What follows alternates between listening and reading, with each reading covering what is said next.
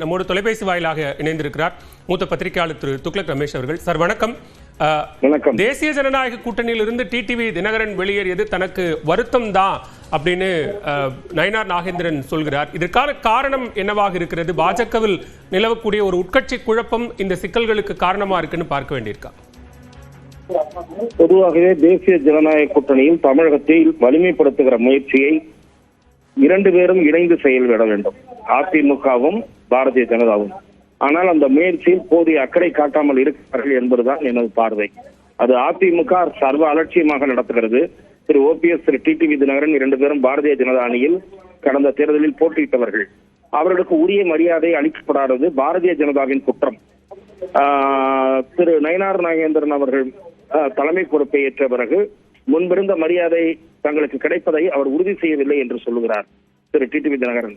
ஆனால் திரு டிடிவி தினகரனுடைய குற்றச்சாட்டு முழுமையாக நயினார் நாகேந்திரன் மீது இருந்தாலும் கூட பாரதிய ஜனதா தலைமைக்கும் இதில் பொறுப்பு இருக்கிறது. பாரதிய ஜனதாவினுடைய அகில இந்திய தலைமையும் தேசிய ஜனநாயக கூட்டணியில் திரு ஓபிஎஸும் டிடிவியும் இருக்கிறார்கள் என்பதை திட்டவட்டமாக உறுதியாக திரு எடப்பாடி பழனிசாமியிடம் தெரிவித்திருக்க வேண்டும், பொதுவெளியிலும் தெரிவித்திருக்க வேண்டும். அதை தெரிவிக்காததனுடைய விளைவுதான் தொடர்ந்து கூட்டணிக்குள் நிலவி வருகிற குழப்பம். இது எந்த வகையிலும் அதிமுக கூட்டணிக்கு வலிமை சேர்க்காது. அதிமுக கூட்டணி இவர்கள் இருவரும் இல்லாவிட்டால் சரிவைத்தான் சந்திக்கும்.